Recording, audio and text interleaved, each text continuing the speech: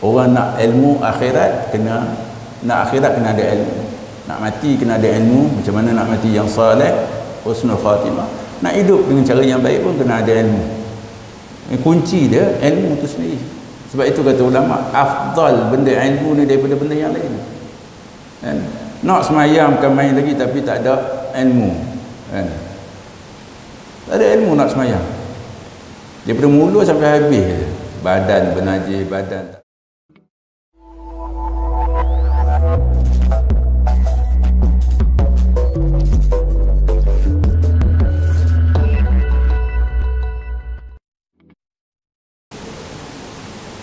Assalamualaikum warahmatullahi ta'ala wabarakatuh. Innal hamdalillah nahmaduhu wa nasta'inuhu wa nastaghfiruhu wa nastahdihi wa na'udzu billahi min shururi anfusina wa min sayyiati a'malina. Man yahdihillahu fala mudilla lahu wa man yudlil fala hadiya lahu.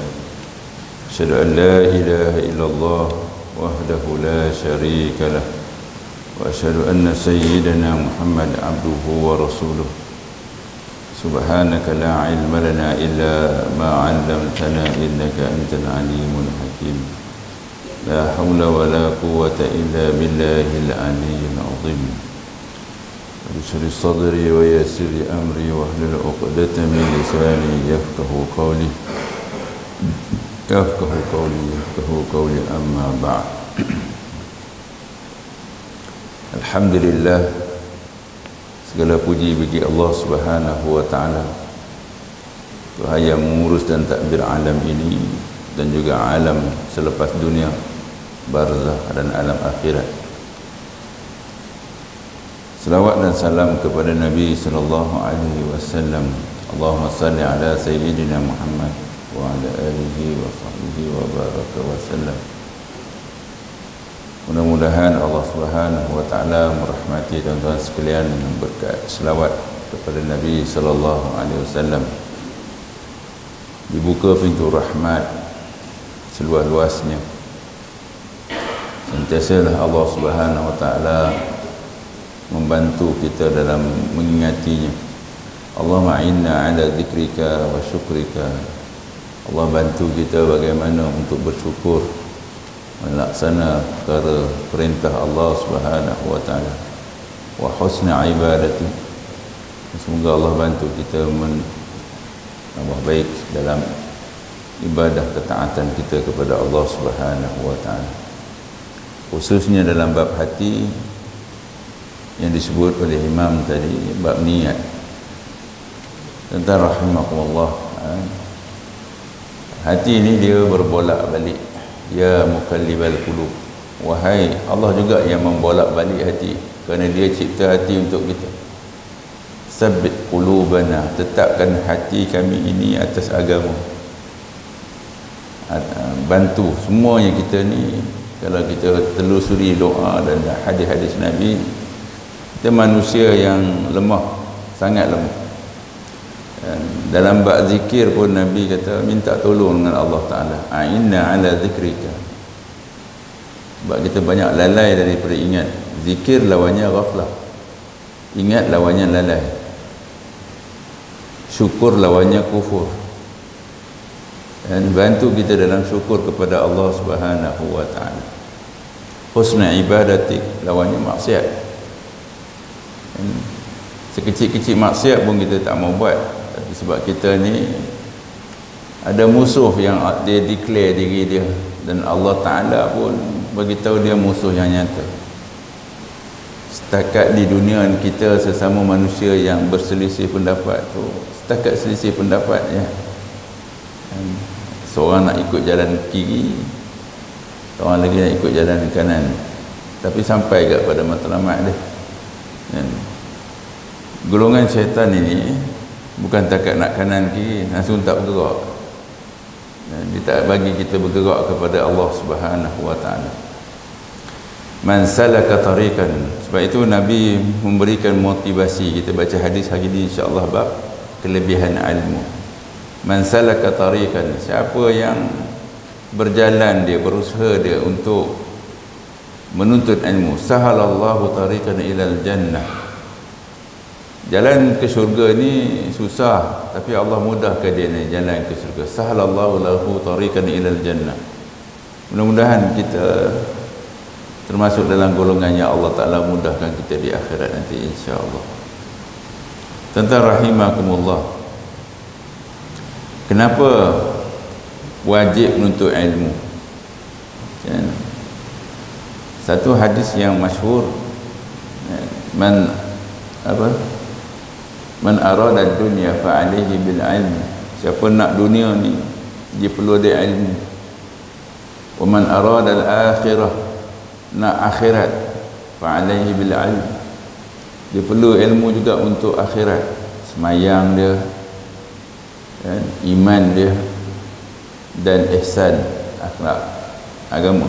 Dia kena ada ilmu tentang tiga perkara ni: Islam, iman, dan ihsan. Jadi untuk memotivasi manusia, Allah, Nabi SAW sediakan ganjaran orang yang susah sangat nak pergi menuntut ilmu. Bekalan perjalanan dia, maka kesusahan itu akan dibalas oleh Allah Subhanahu Wa Taala dengan mudahkan dia jalan ke syurga Allah Subhanahu Wa Taala. Tentang rahimakumullah,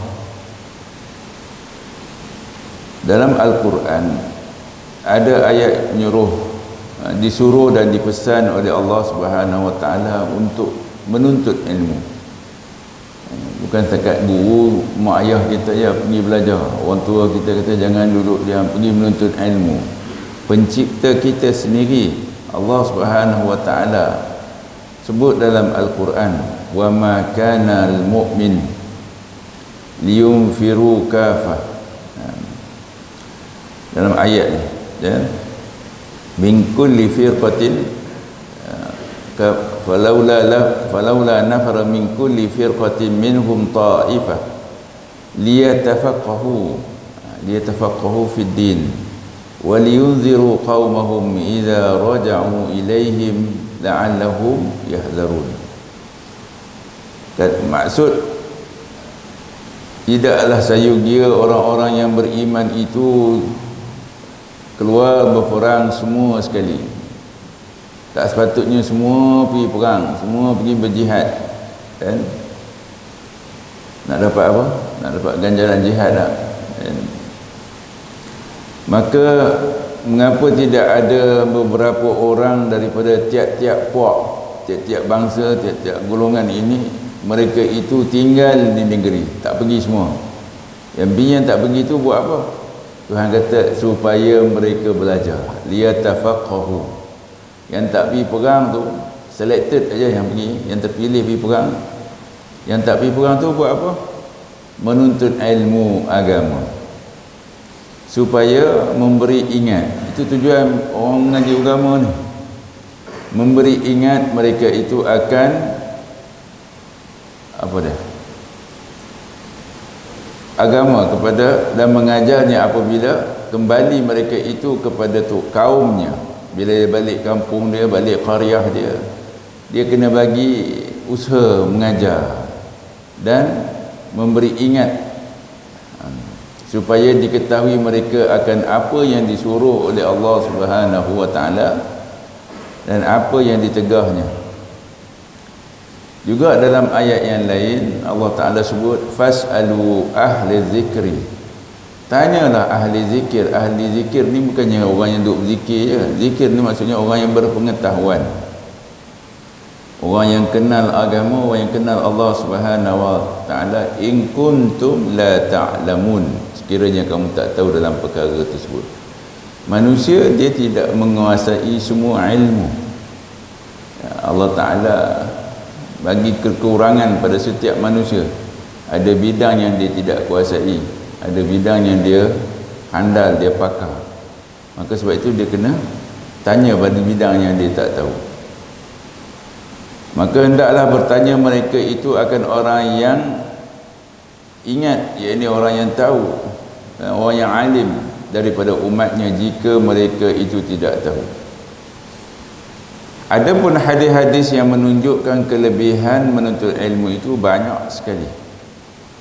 Satu daripada hadis itu diriwayatkan daripada Abu Hurairah. Qala Rasulullah sallallahu alaihi wasallam. Apa ni? Rasulullah sallallahu alaihi wasallam, "Man salaka tariqan yaltamisu fihi ilman, sahalallahu lahu tariqan ilal jannah." Yang saya sebut tadi, hadis riwayat Abu Hurairah ni. Menurut nilaian hadis Imam Tirmizi, hadis ini hasan. Kemudian hadis yang kedua, Anas bin Malik, qala Rasulullah sallallahu alaihi wasallam, "Man kharaja fi talabil ilmi kana fi sabilillah hatta yarja." Tuan-tuan daripada rumah datang sini menuntut ilmu seolahnya dalam fi sabilillah, sehinggalah balik rumah lagi dalam fi sabilillah. Hadis ini hasan gharib. Dan hadis yang ketiga daripada Sakhbarah,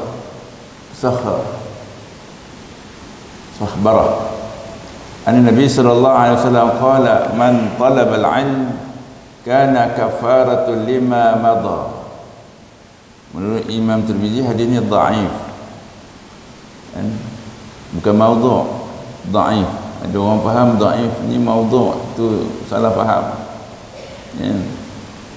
Kurang teliti dalam membuat keputusan. Dhaif dia masih hadis, statusnya lemah mungkin dari sudut sanad dia dan sebagainya, periwayatan dia. Kata Sahra, Nabi SAW kata apa? Siapa yang menuntut ilmu, ya, kafarah, maksudnya dia menghapus dosa-dosa yang telah lalu. Mai duduk mengaji ni, dia menghapuskan setiap dosa-dosa kecil yang kita lakukan sebelum ini. Tuan-tuan rahimakumullah, ya. Malaikat dalam hadis, dalam banyak keterangan, ya, orang yang menuntut ilmu sama ada dengan cara zahir ataupun dengan cara batin. Kita ada dua, jangan menafikan batin ini. Bila sebut cara batin, dah ada orang membuat suatu tanggapan, ini nak masuk sesat ke ni. Kita kalau dalam hidup ni Tuhan jadikan pasangan, mata kiri ada kanan, zahir ada batin. Jadi menuntut ilmu ni ada jalan dia, dengan jalan zahir dan dengan jalan batin, ya. Apa maksud dengan jalan zahir? Kita pergilah, ya, macam tuan-tuan hari ni, secara zahir kita bergerak. Adapun cara batin itu ialah menafkahkan harta kepada orang yang menuntut ilmu. Dia infak, ya. Dia bagi belanja, naik apa, hantar tiket ke, bagi mudah orang yang pergi menuntut ilmu. Atau dia sendiri mendirikan tempat belajar itu sendiri. Itu secara batin. Atau dia menolong, memberi faham satu masalah yang rumit. Itu juga termasuk dalam cara batin. Dan ilmu itu banyak kita dengar, ilmu nur, ilmu itu cahaya. Kalau ikut bahasa, kalau kita pergi kepada literal maksud ayat tu, kita pergi sekolah sepatutnya nampaklah cahaya tu. Ilmu tu, belajar matematik ke, belajar apa ke, dia cahaya kan? Dia sebut ilmu, semua ilmu tu bercahaya. Apa maksud cahaya? Apa guna cahaya? Cahaya ni nampak bila kita dalam kegelapan. Kegelapan ni maksudnya jahil. Bahasa gelap ni ialah jahil, tak tahu. Jadi cahaya dia membantu orang dalam kegelapan, orang yang jahil. Bila kita pernah jahil, kita tahulah ilmu itu membantu jadi cahaya, jadi petunjuk. Baru aku tahu, baru aku sedar, tahu. Ini adalah permulaan daripada ilmu yang kita belajar. Yang step kedua selepas sedar dan tahu, amal. Berapa ramai yang sedar tak beramal? Ramai. Kan? tahu tak beramal pun ramai. Lepas tu dia buat satu perumpamaan, seperti pokok tak berbuah. Pokok orang boleh ambil manfaat duduk bawah sejuk dan sebagainya, tapi dia akan menyusahkan bila banyak daun tapi tak ada hasil. Jadi kita nak hasil daripada pokok itu ialah buah itu sendiri. Jadi hasil daripada ilmu yang kita amal tu dia dapat hasil. Kita kena amal baru dapat hasil dia. Ya, tuan-tuan rahimakumullah.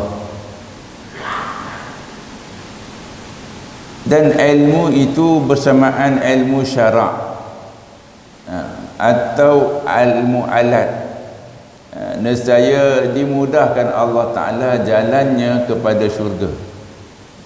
Tiada payah, tiada kepayahan, tiada huru hara, bahkan masuk syurga dengan senang juga. Ya, orang ada ilmu ni dalam kekecohan dunia, apapun isu dia bertindak dengan ilmu dia, tenang. Dia tidak akan terpalit, terpengaruh dengan huru-hara dunia ni. Dengan ilmu menjadikan dia seorang yang tenang dan sabar dalam membuat keputusan. Setiap hari tuan-tuan kita buat keputusan, nak pergi ke tak pergi, nak makan ke tak makan, nak cakap ke tidak, itu semua keputusan. Kita nak respon ke tidak, semua tu keputusan, kan?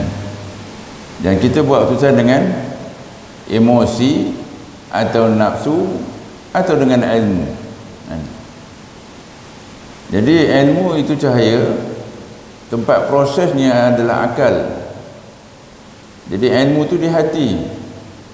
Cahaya di hati ini akan menerangi akal untuk membuat keputusan, berfikir.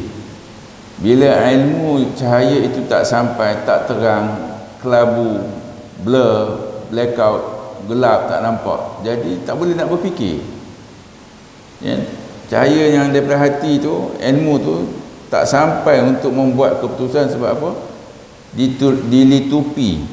Dalam satu ayat tu, al-misbahu fihi zujajah, itu diibaratkan apa? Kaca itu adalah hati.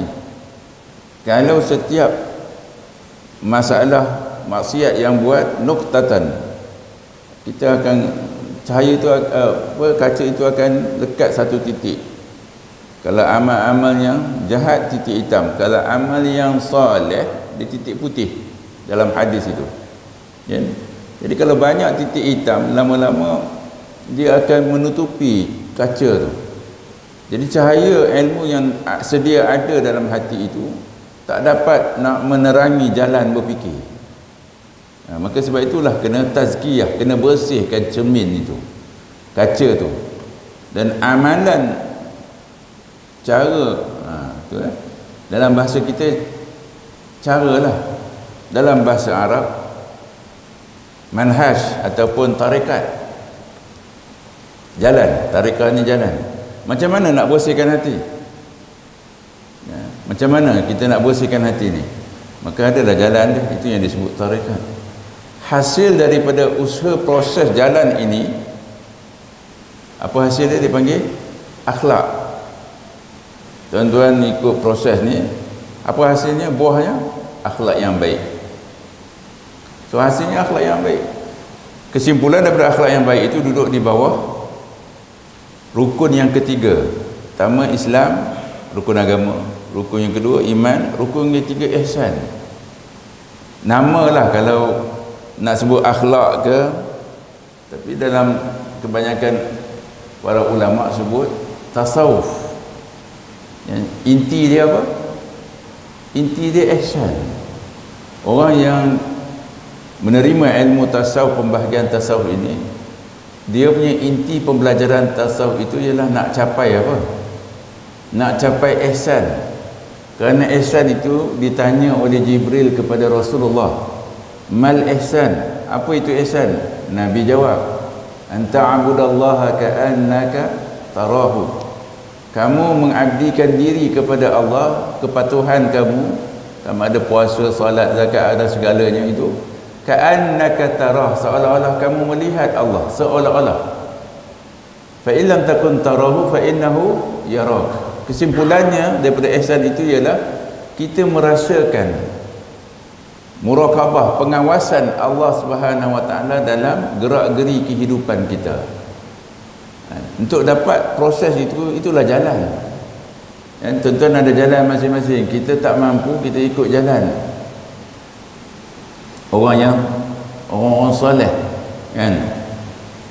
Orang soleh pun dia buat dia buat manhaj ini berdasarkan kepada Al-Quran dan hadis Nabi sallallahu alaihi wasallam.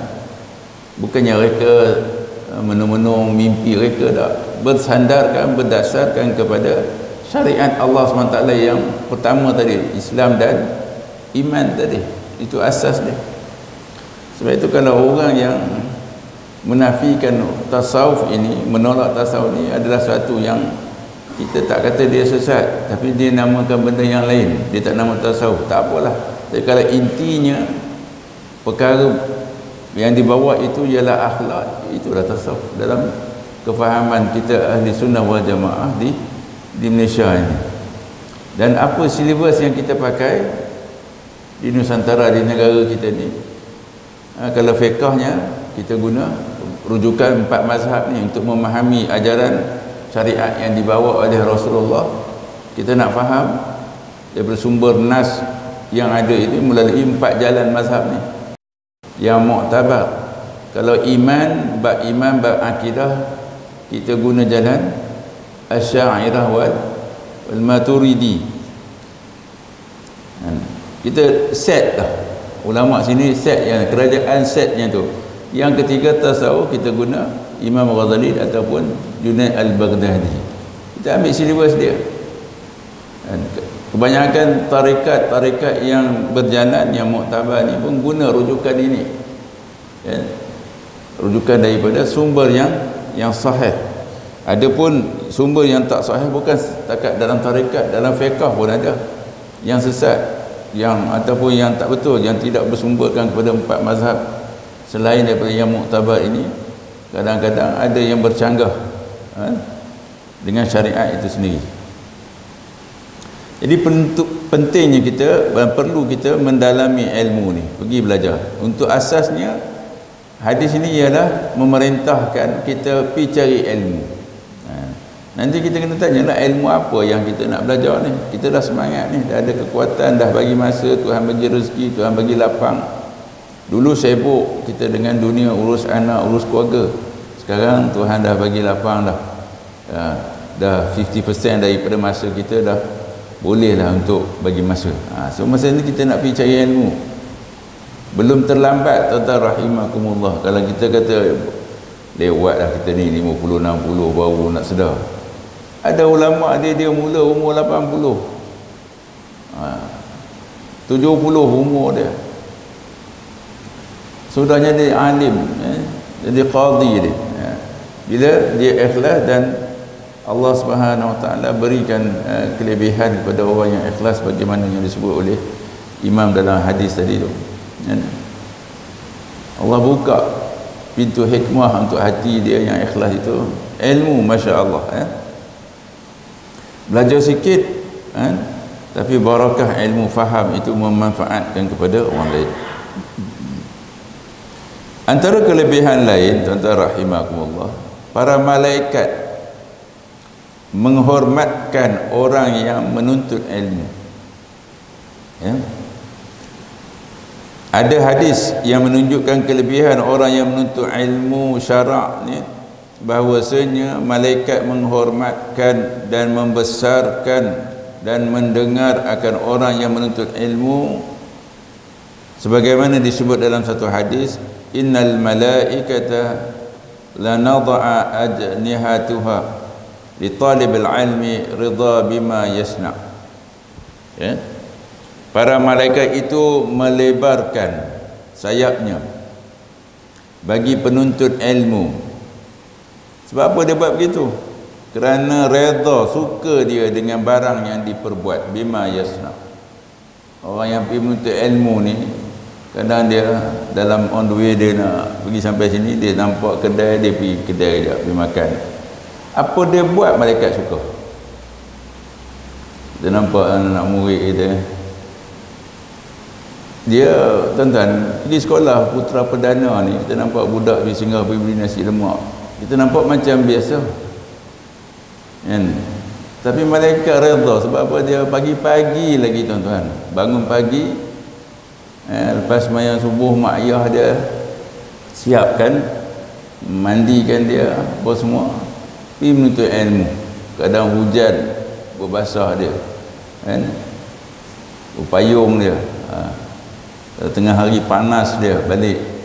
Semua itu dia lalui kerana apa? Daripada pukul 7.30 sampai pukul 12 kan? Menuntut ilmu dia. Kita tak nampak, kita lupa bahawa malaikat redha, malaikat memayung dia. Apa dia buat? Dia, apa yang dibuat oleh penuntut ilmu itu dipayungi oleh malaikat. Sebab itu ada jemaah kita yang dia buat satu usaha dia lah untuk akhirat dia. Budak-budak yang menuntut ilmu ni, kafar ke kelas apa ke, dia bagi makan yang simple je, apa nama, kuih kari pak biji seorang makan. Kadang dia bagi air mineral botol kecil, sekian berbaris panjang-panjang nak beli air, sampai giliran habis air tu, dia beli satu ni untuk bagi minum cuma. Tuan-tuan, orang yang memudahkan orang menuntut ilmu ni, ini tadi dia termasuk dalam fadilat yang disebut dalam hadis tadi kan. Tuan-tuan rahimakumullah, malaikat itu redha akan barang yang diperbuat oleh penuntut ilmu. Kata Zabidi, seorang lagi ulama yang mensyarah, Zabidi, Imam Zabidi ni, dia salah seorang yang mengurai dan mensyarah kitab Ihya Ulumuddin, Ithafus Sada lil Muttaqin. Dalam kitab dia ni, maksud malaikat melebarkan sayapnya itu ialah ibarat hadirnya dia itu dalam majlis orang yang menuntut ilmu ni. Macam ni sekarang ni tuan-tuan rahimah, bersama dengan kita ada makhluk ghaib. Ada enggak jin yang sama yang menuntut ilmu ni? Ada malaikat yang bersama dengan dalam majlis ilmu. Bila orang yang hebat, makhluk yang hebat datang, itu maksudnya apa? Membesarkan dan menghormatkan, ya? Atau menolongnya atas menyampaikan segala maksud, atau menguruskan bagi penuntut itu pada perkara-perkara tipu daya musuhnya kalau ada orang nak buat jahat, ya? Dan memelihara penuntut ilmu itu dari kejahatan seteru musuh dia. Dan atau ibarat ibarat itu maksudnya dari tawadhu', tawadhu'nya dan doanya kepada penuntut ilmu. Tawadhu' malaikat dan doa para malaikat kepada penuntut ilmu. Ini syarah Imam Zabidi, maksud malaikat melebarkan sayapnya kepada penuntut ilmu, ya? Kalau orang kata betul kan, ini siapa punya cakap ni? Imam Zabidi. Dalam mana kita dengar ni? Dalam kitab Bahrul Mazid jilid yang ke-10 kan. Kalau jilid yang Melayunya jilid 20. Tuan-tuan rahimakumullah, dalam hadis ni juga disebut orang yang keluar menuntut ilmu itu seperti keluar berperang fi sabilillah. Perkataan seperti, kita makanya bawa senjata, bawa kerih, bawa pedang, bawa pistol ke, kita pergi bawa buku, bawa pen, itu senjata kita. Tuan-tuan lagi hebat, tak bawa apa dah tu. Cuma tak ada telinga ya. Kita seorang-seorang hanya bawa kitab ni. Itu yang malu dengan orang pandai. Tuan-tuan rahimakumullah, kita tak pergi perang tapi seperti pergi perang. Kalau nak pergi perang, tuan-tuan tanya siapa bekas-bekas asal, apa persiapan dia? Kalau dekat kaki tu dengan kasut tu macam mana? Ambil, kalau kita tak biasa tak nak pakai kasut tu berapa minit dengan boot dia tu kan? Soalan kat saya, Ustaz, kalau dah pakai boot ni nak tanggai susah, macam mana nak ambil semayang? Dia kata susah nak tanggal ni dengan stokir dengan tu. Jadi kami tentera ni, dia kata sebelum pakai semua ni dah bersih dah ambil wuduk apa semua. Ambil lah wuduk siap-siap kan? Nanti bila dah terbatal kan, boleh sapu khuf, sapu ya bahagian kasut tu tak perlu nak buka, sapu bahagian atas dia kan? Bahagian atas tu sapu khuf.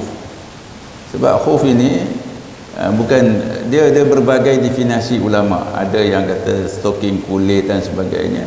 Ada ulama yang lebih praktikal zaman kita ni, dia kata kasut macam tu pun boleh juga, kasut boot askar tu, boot polis ataupun apa bomber tu kan.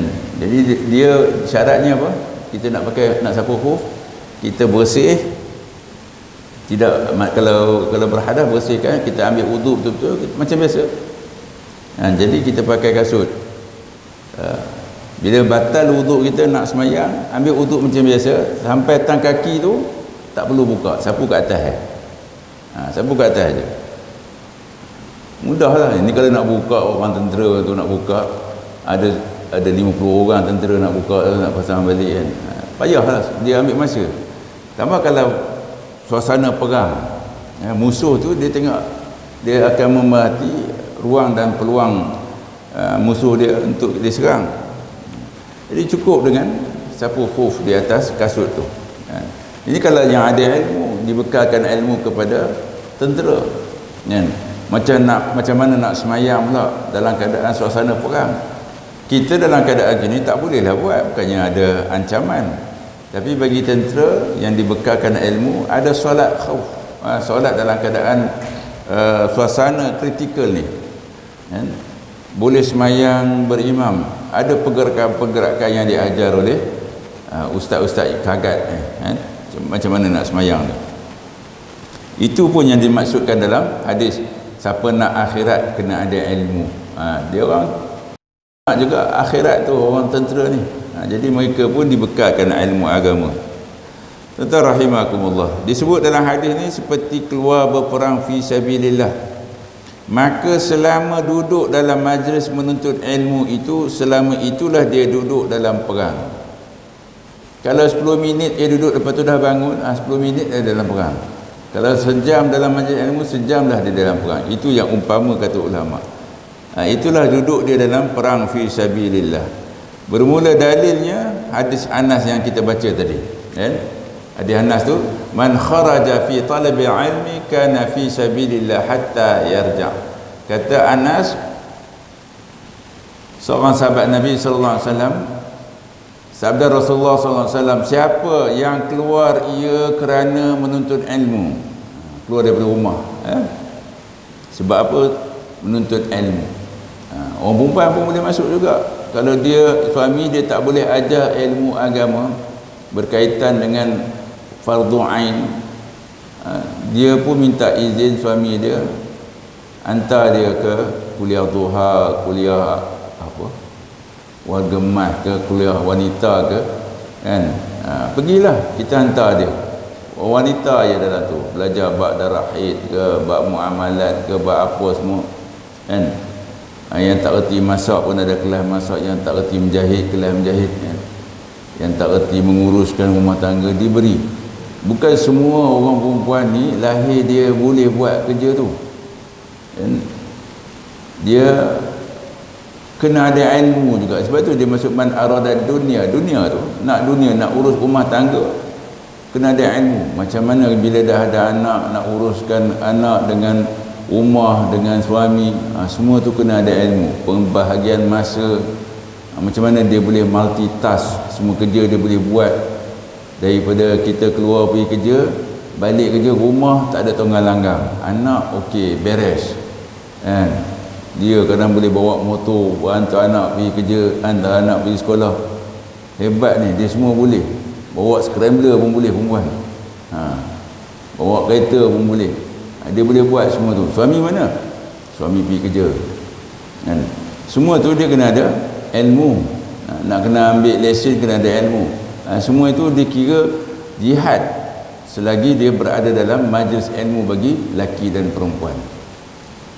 Sehingga bila kata Nabi hatta yarja', sehingga dia balik ke rumah dia, selama itulah dia dikira dalam fi sabilillah. Sehinggalah dia kembali, kata dia, hatta yarja'. Hadis ni setelahnya apa? Hasan, lagi gharib. Kalau kita lihat pandangan Imam Ghazali dalam kitab dia yang masyhur, kitab Ihya, qala Abu Darda radhiyallahu anhu, man ra'a anna al-'adu ila talab al-'ilmi bi jihad laysa bi jihadin faqad naqasa 'aqluhu wa ra'ihi. Kata seorang sahabat Nabi, Abu Darda radhiyallahu taala, siapa yang berfikir akan bahawasanya pergi menuntut ilmu itu bukan seperti perang. Ini ada zaman sahabat pun dah ada kisah ni. Orang yang pergi menuntut ilmu ni, dia kata macam mana? Dia kata macam perang. Kalau dia berfikir macam tu sekalipun, bukan seperti berperang. Sesungguhnya, kata hadis ni, telah kurang akal dan fikirannya. Orang yang cakap macam tu, orang yang kurang akal. Yang cakap pergi menuntut ilmu, kuliah subuh, kuliah duha, kuliah zuhur ke, kuliah maghrib ke, tuition ke apa ke, hantarlah menuntut ilmu belaka tu. Kalau kita kata kenapa nak pergi kuliah duha, ini nak pergi perang, apa maksud pergi perang? Orang yang cakap macam itu tu, yang menidakkan ni adalah orang yang kurang akalnya. Bahkan ia perang yang besar. Ada ulama tafsir, perang yang dimaksud ni perang yang besar. Kerana apa? Kerana perang fi sabilillah itu membunuh satu kaum. Kalau betul-betul perang, sebab apa? Macam kita lihat perang yang berlaku di Palestin, ada yang memang membunuh lah, mesti ada yang kena bunuh dan membunuh satu kaum tertentu di tempat tertentu. Bermula pula orang yang alim, itu jadi apa? Pertahanan atas sekalian bencana di dalam sekalian jihadnya, dan bumi padahalnya di tangannya senjata ilmu yang diperangnya dengan dia. Itu orang alim, orang yang ada ilmu. Senjatanya apa? Ilmu tu. Maka sesungguhnya telah dikeluarkan oleh satu lagi hadis Ad-Dailami dan Abu Naim daripada Ammar bin Yasir dan Anas bin Malik, dikatakan oleh keduanya dari Nabi sallallahu alaihi wasallam, talibul ilmi kan nadi wa ra'ih fi sabilillah. Tu besar tu ya. Orang yang menuntut ilmu itu seperti orang yang pergi dan berjalan kepada menghadap perang fi sabilillah. Dan telah dikeluarkan oleh satu lagi hadis, talabul ilmi afdal min indallah minal mujahid fi sabilillah. Bermula orang yang menuntut ilmu itu lebih afdal, lebih utama di sisi Allah Ta'ala daripada orang yang berperang di jalan Allah. Orang yang pergi menuntut ilmu ni, ada hadis kata dia lebih afdal di sisi Tuhan daripada orang yang sedang berperang. Tuan-tuan rahimakumullah ya. Sebab tu ada hadis kan, di akhirat ni ada yang mati syahid, dia pergi perang nak mati syahid. Bila ditanya pada dia, kenapa kamu pergi perang? Kerana Allah Ta'ala. Bohong katanya hati kamu. Sebab apa? Supaya kamu nanti mau, dah mati ni, tapi kita berhasrat bila mati nanti orang panggil kita apa? Syuhada. Dia ada niat digelar, dipanggil aku ni as-syahid. Ada niat lain. Niat gelaran tu niat dunia lah, niat-niat itu. Sebab itu penting yang kita baca hadis tentang niat ikhlas ini. Innamal a'malu bin niat. Sesungguhnya amalan-amalan kita ni, kerja-kerja kita ni dengan niat. Kerana niat kerana Allah, kerana Rasul, maka dapatlah dia kerana Allah dan Rasulnya. Kalau niat kerana dunia, maka kerana dunia lah dia dapat.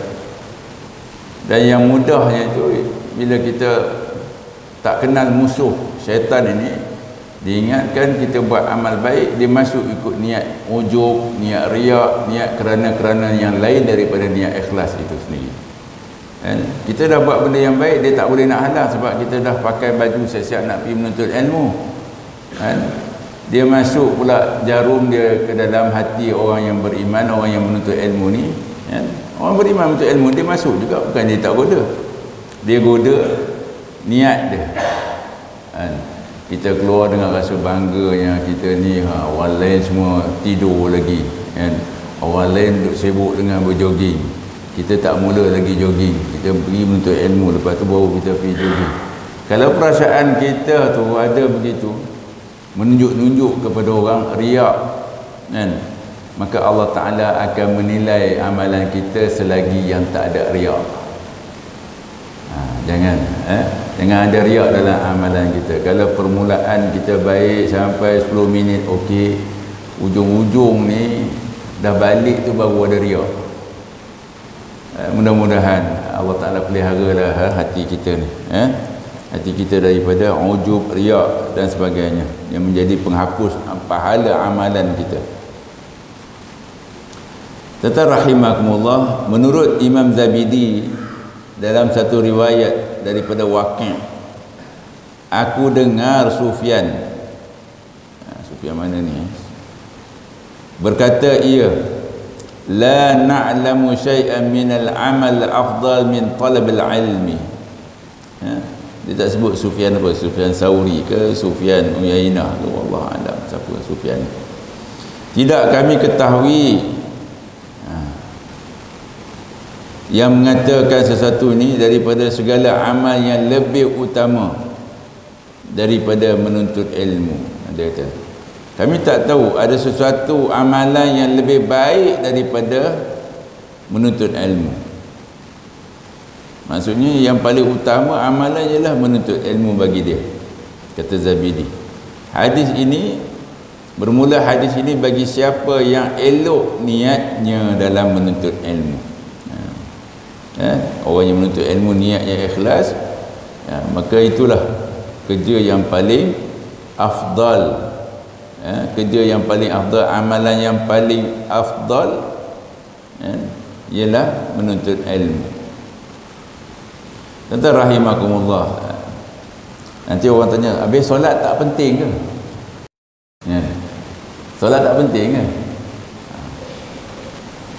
Ada tak sahabat yang sembahyang, lepas tu Nabi suruh dia semayang balik? Sebab apa? Nabi melihat zahir orang tu semayang tak betul. 3 kali dah Nabi tegur dia, qum salli fa innaka lam tusalli. Bangun semayang, kamu tak semayang. Padahal dia dah semayang tadi, depan Nabi dia semayang. Kemudian sahabat ni kata, alimni, ajarlah aku ya Rasulullah semayang. Ada ulama kata semayang lah, kan? Tapi menuntut ilmu lebih afdal. Jangan pula menuntut ilmu afdal sampai tak semayang. Tapi kalau tak betul kan? Kalau semayang dengan tanpa ilmu, tak sah semayang, tidak dapat ganjaran. Tak betul pula kebacaan, tak betul gerakan, tak betul, semua tu tak diterima. Kerana Nabi diutuskan untuk mengajar cara semayang, waktu semayang, syarat-syarat dia. Jadi itu yang kita jadikan pedoman daripada kitab-kitab hadis bab solat. Kena belajarlah. Tuan-tuan nak semayang, kena ada tahu sekarang ni waktu apa, zuhur. Semayang zuhur. Jadi bermula dengan tahu dulu. Kau pakai redah ya semua semayang zuhur, maghrib tak kenal, pakai semayang semua. Tak kena, tak sah. Walaupun dia nampak bagus dia ni, tiap-tiap hari pergi semayang. Semayang apa tadi? Entah, asalkan semayang sudah. Memang dia pergi semayang. Ramai yang pergi semayang. Bila tanya tadi semayang apa? Aku ikut imam ya. Tak ada orang, tapi ada kajian. Anak saya suruh student saya dulu buat kajian kefahaman warga emas semayang jemaah di kawasan lain. Dia terkena dia bukan warga emas. Allahumma salli Muhammad. Anggota polis. Dia buat kajian kefahaman semayang berjemaah kepada anggota polis. Dia tu sanggup ke? Dia tengok ayah dia kerja ketua balai ke apa. Pergilah buat, sebabnya ayah dia boleh arahkan bagi kerjasama kepada research dia. Dia tu berapa orang nak buat ni Ustaz? Minimum 30 orang. Bukannya besar sangat kajian awak ni. Minimum 30 orang. Balai tak sampai 30 orang. Awak kena carilah ke pasal lagi. Balai lagi. Lepas tu dapat apa yang nak tanya? Taharah wajib ke tidak? Tanya hukum sikit, kalau ada najis dekat ni macam mana nak buat? Ada peratus dia kata. Jadi kalau awak dah tahu, bagi keputusan pada ketua balai tu, kena ajar dia orang ni.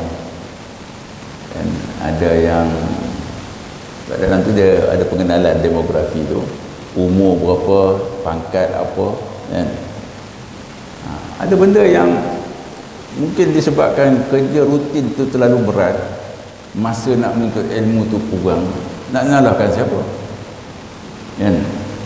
Memanglah dia suruh kita pergi untuk ilmu, nak bagi masa dia. Bila dia boleh tuntut ilmu? Duduk jaga jalan ronda apa semua sini, ambil masa bertugas dan sebagainya. Jadi kena fikirkanlah bagaimana kita nak mengisi ruang anggota ni dapat sah dari sudut solat dia. Sah dari sudut solat. Itu anggota polis di satu kawasan, kita tak kata semua, tapi satu yang perlu diambil perhatian bagi kita, bagi ada anak ni, jemaah kita buat tahsinus solah di peringkat surau, kita buat tahsinus solah. Tahsinus solah ni bukan untuk budak-budak, untuk kita belajar bagaimana memperelokkan solat kita. Ada satu aspek dia buat tahsinul Fatihah, memperelokkan bacaan Fatihah. Sebab tu sebelum nak jadi suami, orang ada satu mufti ni, dia pertikaikan. Dia kata kenapa pula nak menyusahkan orang yang nak kahwin ni, pergi tanya macam-macam. Bagi suami keluarga perempuan, aku nak bagi anak perempuan aku pada dia, kan? Kalau baca Fatihah pun tengah langgar, macam mana nak jadi ketua keluarga? Ya boleh buat benda tu di luar waktu nikah, bukan nak mengaibkan dia, sekadar nak bagi tanggungjawab. Tok Qadi ni kata cuba baca Fatihah. Berpeluh budak ni baca Fatihah. Nah, Fatihah dia dalam simple punya soalan ni, baca Fatihah. Tak boleh nak baca Fatihah. Okey. Lepas tu akad belajar baca Fatihah. Nasihat. Sekarang dah ada kursus. Saya tak tahu dah kursus dia punya konten dia tu apa. Kalau konten tu dia suruh dia cek bacaan Fatihah kepada peserta yang kursus nak kahwin tu, kan? Okeylah, alhamdulillah. Kan baca di Ristabila ke mana? Bab nikah. Sekarang masuk bab nikah di Ristabila, jilid yang ke-7. Kalau perempuan, laki cari perempuan 4, yang hadis Nabi tu. Tumkahul mar'ah li arba', kamu menikahi perempuan tu kerana 4 sifat yang kita baca lihat. Li jamaliha wa li maliha wa li nasabiha wa li diniha tu kan. Fasbab bizati din taribayada. Pilih yang ada agama. Kalau perempuan pun dia suruh pilih agama. Kalau perempuan nak pilih, kita nak pilih menantu untuk anak perempuan kita, 2 saja dia bagi. Ciri dia takwa dan akhlak. Kalau datang kepada kamu lelaki yang bertakwa dan akhlak dia baik, nikahkan dia. Dia tak ada sebut kena ada mal ke apa ke. Pandangan kepada orang perempuan melihat pada 2 ciri ni sudah cukup. Takwa dan akhlak. Orang yang ada akhlak tentu dia tahu macam mana nak sara isteri, cari kerja dan sebagainya. Itu konten dalam akhlak. Orang yang takwa dia tak akan cari sumber yang haram untuk keluarga dia. Kan? Kesimpulan, dua sifat takwa dan akhlak ni adalah satu sifat yang besar dalam diri seorang Muslim. Jadi untuk dapat ke situ kena ada ilmu, tuan-tuan rahimakumullah, ya. Jadi ada kajian, bukan hanya anggota polis. Ada pelajar di Rusia, dia orang negara yang memang minoriti Muslim. Anak-anak yang belajar kat sana, dia kata kami ni sembahyang ni bila tak ada kelas kan. Satu lagi waktu dia pula tu beza dengan siang panjangnya, malam pendeknya. Macam mana nak sembahyang ni? Nak sembahyang macam mana waktu solat dia? Kita cuba lihat orang mufti kat sana, orang jabatan agama ataupun siapa. Ya, tapi nak praktik di universiti dalam ni, masa awal pergi dulu susah sangat, sehingga mereka nak buka macam tu lah, sejuk kan, salji, pakai boot. Macam mana nak buka, sejuk sangat, nak ambil wuduk pun tak tahan. Semayang pula tak ada tempat, kadang-kadang semayang bawah tangga semayang. Orang tengok, tapi dia orang ni ada satu baiknya, dia orang tak kacau kalau orang tu dah semayang, dia tak ada nak halang-halang pergi cari tempat yang semayang. Ada yang agak yang terbuka sikit tahu tu semayang, dia marah lah. Oh, cannot nak semayang balik, dia tak bagi. Ada yang bagi, tengok siapa yang ronda lah. Kadang-kadang kata kami semayang selama belajar tu, balik rumah ya, qadha semua. Kata yang seorang ni, boleh tak kami ni jamak semua semayang? Ada seorang yang cerdik tu kata, nak jamak boleh, kalau nak keluar semayang tu tak boleh, marah. Dia punya pensyarah dia tu. Saya kata kalau begitu, sebab kita kena tasawur dulu, kena jelas kepada ustaz macam mana suasana belajar kat sana tu. Boleh tak jamak? Bila dia cerita, bolehlah jamak, tapi jangan kasar. Jangan dikasarkan sebab kamu sudah duduk lebih daripada 3 hari kat situ kan? Tapi untuk jamak, orang mukim pun boleh, kita pun boleh jamak. Sebab Nabi SAW pernah sebut dalam hadis, jamak semayang itu bukan kerana sakit dan musafir.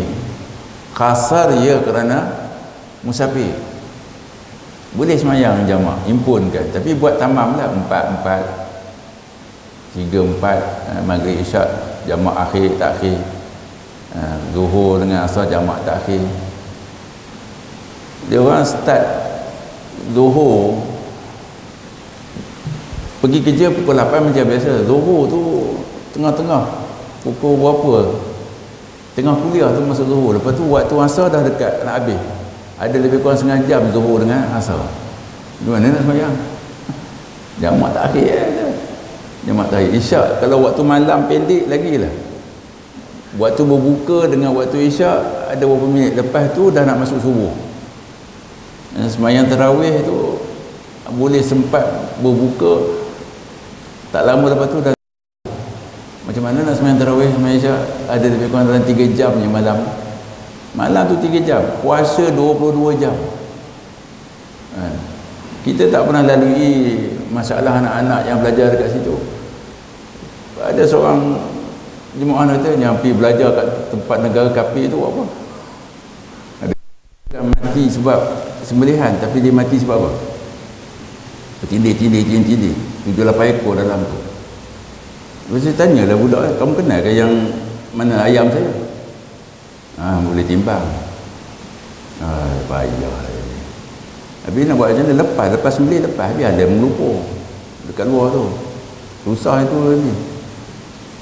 Sebab tu yang halal industri Selangor, dia buat satu produk ni, ayam tu dia gantung, lepas sembelih dia melupur pusing, cukup jam dia masuk tempat air tu pun mengalir bersih kan. Lepas tu dia bersih, okey. Pasal dia sistem tu dia ikut syarat-syarat sah, halalnya proses tu. Di kampung belum tentu halal, walaupun yang sembelih tu pakai lebay, tapi proses dia tu boleh jadi tak halal makanan tu. Kalau orang yang ada ni, lepas saya terangkan, tak pergi lah. Ya. Bila dinasihat marah, boleh tak buat kandang dia, buat besar sikit. Bila kita campak tu, tak adalah terbang tempat lain, tapi dia mati, memang mati. Bukan sebab kena hempap. Kadang-kadang tak habis mati lagi, jerui dengan endam dalam air panas. Kepak dia masih lagi berjalan, rendam dalam air, mati dia sebab dia rendam dalam air panas. Bangkai. Tuan-tuan rahimakumullah. Bos mana? Bos tak ada. Yang buat kerja ni siapa? Bekerja. Kat ujung ni ada gudang garam. Bismillahirrahmanirrahim. Kat ujung ni ada gudang garam. Bismillah. Tuan-tuan nak makan ke benda-benda macam ni? Kalau pergi kilang mana ada rokok? Ada rokok dia akan tarik segi halal. Walaupun dia letak je, habis tu kan dia letak isap balik. Tak jaga kebersihan, tak jaga faktor. Bau mulut tu pun, bau mulut orang yang isap rokok disebut bismillah, tak bersih. Kita nak yang bersih, yang halalan tayyibah. Kalau cakap ni marah orang yang buat proses yang di pasar-pasar yang sembelih tu. Kalau yang sembelih tu pun pakai seluar kaki panjang tu, ya, yang seluar pendek tu, bismillah dia. Dia bukan Islam. Dia sebut kuat-kuat bismillah. Sembelih dia. Kita pun okeylah dia bismillah. Asalkan sebut bismillah ya okey. Tak cukup dengan bismillah. Putih dah habis 3 urat tu. Ya. Jadi ini penting. Nampak macam belajar buat ilmu. Untuk apa dia maksudkan ilmu akhirat dan dunia? Dia pergi pada halal haram makanan kita, sampai kita nak buat semayang kita boleh jadi tak khusyuk, kita boleh jadi macam-macam sebab pemakanan kita tu tidak halal betul. Ya, dia jadi gangguan kepada rohani kita dalam ibadah kita nanti. Ditekankan dalam bab menuntut ilmu ini, tuan-tuan rahimakumullah, ya. Allahu akbar. Dan orang yang menuntut ilmu ni satu lagi, hadis akhir tadi kan, kafarah dosa yang telah lalu. Semalam kita buat dosa, pagi ini tuan-tuan datang kuliah, mudah-mudahan dosa kita semalam tu dihapuskan oleh Allah Ta'ala. Malam tadi tak ada kuliah maghrib, lepas sembahyang maghrib, sembahyang isyak, kita datang sembahyang subuh. Kafarah ni apa? Hapus dosa. Kalau setiap masa ni kita pergi untuk ilmu, antara kuliah duha, kuliah maghrib, antara subuh dengan maghrib ni, maghrib sekali kita pergi, antara dosa antara subuh ke maghrib ni hapus lagi. Lagi maghrib ke subuh besok ni, apa lagi dosa antara maghrib dan subuh. Takdir mati, insya-Allah dosa dah tak ada. Dosa-dosa yang mana ni? Dosa-dosa kecil ya. Kita banyak buat dosa kecil. Kan? Dosa besar minum arak, zina, insya-Allah tak ada, muka soleh belaka ni. Dosa mengumpat, dosa WhatsApp, dosa macam-macam ni. Dan kita pergi untuk ilmu kafarah. Kita cari jalan macam mana nak hapuskan dosa. Baik Jumaat ke Jumaat. Tu lagi panjang, seminggu. Jumaat ke Jumaat, kafarah. Ramadan ke Ramadan, kafarah. Umrah ke umrah, Ramadan, kafarah. Tu semua jalan nak menghapuskan dosa-dosa. Sebab nak masuk syurga, tak boleh ada sikit pun dosa. Tak boleh ada sikit pun dosa. Melainkan telah diampunkan oleh Allah Subhanahu Wa Taala di dunia ataupun di padang mahsyar nanti. Kalau Tuhan ampun, alhamdulillah. Tuan-tuan rahimakumullah, kan ada kisah ini, minta maaf ibu-ibu, orang kata patah kita apa, panas tak sampai ke petang, kahwin 5 tahun lepas tu suami paralyzed, bedridden. Dia kata menyesal, ujian setahun okey, udah 3 tahun orang racun dia, engkau muda bukan kerja nak jaga apa ni, jaga suami yang macam ni. Lama-lama dia termasuk, mulalah layan tak betul suami dia bela ibu, so dia kena jaga 2 orang, ibu yang tua dengan suami. Takdir Allah Ta'ala dia mati, orang yang jaga ni mati dulu. Jadi suami yang bedridden ni, suami dia tak boleh bangun. Jadi imam tukang mandi mayat perempuan ni bagi tahu kat imam tak boleh nak mandi mayat dia, mayat isteri dia. Begitu kat imam, imam pun pergi kata kat suami, maafkanlah suami isteri kau ni. Dia tak tahu pun dia maafkan. Dia kata apa? Saya maafkan, saya redha dia. Selesai tak? Pergi ke ibu yang tua yang nyanyuk ni pun dia pun maaf. Selesai. Boleh mandi. Sampai di tanah kubur, satu lagi ujian dia. Sampai ke malam kubur, duk gali. Akhirnya imam kata campak ya, bubuh ya. Dah nak malam, tanam dia. Sebab apa jadi begitu Ustaz? Dia dah dapat maaf dari suami dan ibu. Dia mati belum sempat taubat dengan Allah Ta'ala. Kita boleh maafkan dia dosa dengan manusia, tapi dosa dengan Tuhan kita minta ampun tak? Kalau tak sempat, Tuhan bagi jalan ni kafarah ni. Antara maghrib, isyak, kuliah subuh, kuliah ni, semua tu jalan nak bersih.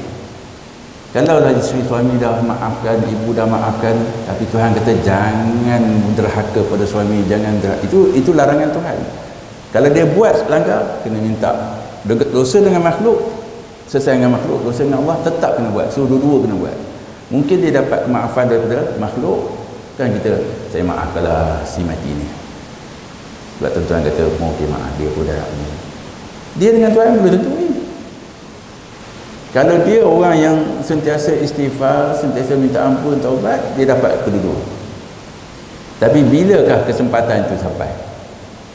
Bila? Tak tentu. Tak tentu dapat. Dan anak saya baru balik, dia kerja di hospital Kuala Pilah. Satu momen yang saya baca hadis tentang akhir kalam, man qala la ilaha illallah dakhala jannah, itu di Bangi. Balik itu dia bagi WhatsApp dekat ibu dia. Ada seorang tua ni umur 70. Dia pesan pada doktor dia tak nak lah CPR apa semua. So bila anak dia keluar pergi bilik air, dia panggil doktor. Anak saya tu dia panggil, ajar pakcik ucap. Dia pun ajar ucap. Lepas tu dia kata, pakcik saya, lepas dia ajar tu dia tinggalkan. Dalam beberapa minit, nurse beritahu pakcik tu dah meninggal. Dan momen tu kita tak tahu siapa yang ada dekat kita yang, ataupun kita sendiri boleh ingat tak nak suruh orang ajar kita mengucap. Dia boleh lagi panggil, ajar pakcik mengucap sekarang, ajar mengucap. Kita tanya kakak ajar macam tu, ajar penuh, asyhadu an la ilaha illallah wa asyhadu anna muhammadar rasulullah. Dia ikut, lepas tu dia diam, lepas tu meninggal. Dia kata ramai ke yang ni, itu first time dia kata. Kalau setakat bagi view sebelum nak ni, memang kita suruh dia mengucap. Tapi ini bukannya dalam kritikal tu. Dia nampak kita ulang alik dia panggil. Kalau yang ulang alik tu non-Muslim, nak ajar apa? Kita tak tahu. Anak sebelah kita, kalau Tuhan suruh dia keluar pergi bilik air, isteri ada sebelah kita, keluar pergi sana, tinggal seorang kita. Allahu Akbar. Jadi kita rasa, macam mana kesudahan kita nanti? Siapa yang nak teman kita, yang nak ajar kita, yang ingat? Kalau kita sendiri boleh cakap macam tu, ajarkan saya mengucap, okey kalau tak tahu senyap tu dapat tak keampunan daripada Allah dan manusia? Sebab itu orang nak ilmu akhirat, nak akhirat kena ada ilmu, nak mati kena ada ilmu. Macam mana nak mati yang saleh, husnul khatimah. Nak hidup dengan cara yang baik pun kena ada ilmu. Kunci dia ilmu tu sendiri. Sebab itu kata ulama, afdal benda ilmu ni daripada benda yang lain. Kan? Nak semayang bukan main lagi tapi tak ada ilmu. Kan? Tak ada ilmu nak semayang. Daripada mula sampai habis, badan bernajis, badan tak ada manfaat dia. Dia menuntutlah ilmu. Kan? Anta rahimakumullah. Wallahu alam. Mudah-mudahan ada manfaat kita pada hari ini. InsyaAllah nanti kita sambung kitman ilmu, orang yang menyembunyikan ilmu. Ni ya. Tadi bila orang nak cari ilmu, dia sembunyikan ilmu, dia tak nak ajar. Ni ada bab dia. Wallahu a'lam. Subhanakallahumma wa bihamdika asyhadu an la ilaha illa anta astaghfiruka wa atubu ilaik. Bismillahirrahmanirrahim. Wal 'asr.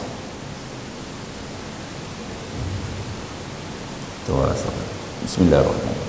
Alhamdulillah ala kulli hal. Allahumma salli ala Muhammad wa ala sayyidina.